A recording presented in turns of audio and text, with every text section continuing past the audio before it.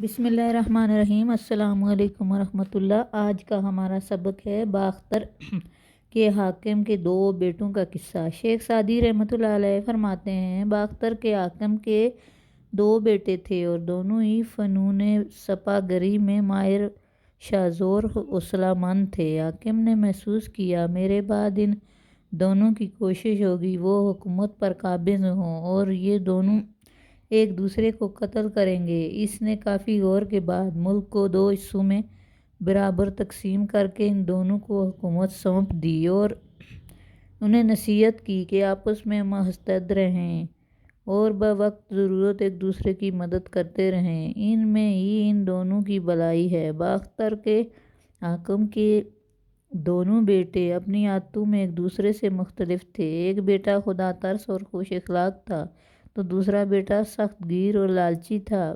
باپ کی زندگی میں دونوں بھائیوں کے درمیان بظاہر کوئی اختلاف پیدا نہ ہوا کہ دونوں باپ کے سایہ شفقت میں تھے، مگر جب باپ کی وفات ہوئی تو دونوں کا مزاج کھل کر سامنے آ گیا۔ پہلا بیٹا جو خدا ترس اور خوش اخلاق تھا، اس کو اپنی عوام میں بے پناہ مقبولیت حاصل ہوئی۔ ملک میں باغوں کا جال بچھ گیا اور کھیت غلے کے انبار لگانا شروع ہو گئے۔ عوام اس کی تعریف کرتے تھے اور اس کی لمبی عمر کے لیے دعائیں مانگا کرتے تھے۔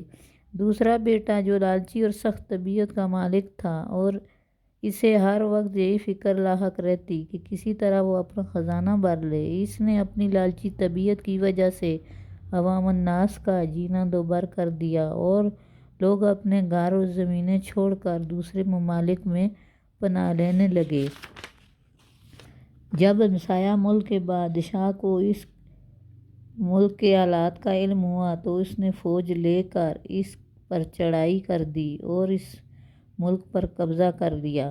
نصیحت: اس عقائد کو بیان کرنے کا مقصد یہ ہے کہ عوام اس حاکم کی پشت پر ہوتی ہے جو عوام کی فلاح و بہبود کا کام کرتا ہے، اور جب کوئی حاکم عوام کی فلاح و بہبود کو مد نظر رکھتا ہے تو عوام مشکل وقت میں اس کے ساتھ کھڑی ہو جاتی ہے۔ اگر حاکم عوام کی جان و مال کا محافظ نہ ہو تو عوام بھی مشکل وقت میں ایسے حاکم کے ساتھ چھوڑ جاتی ہے۔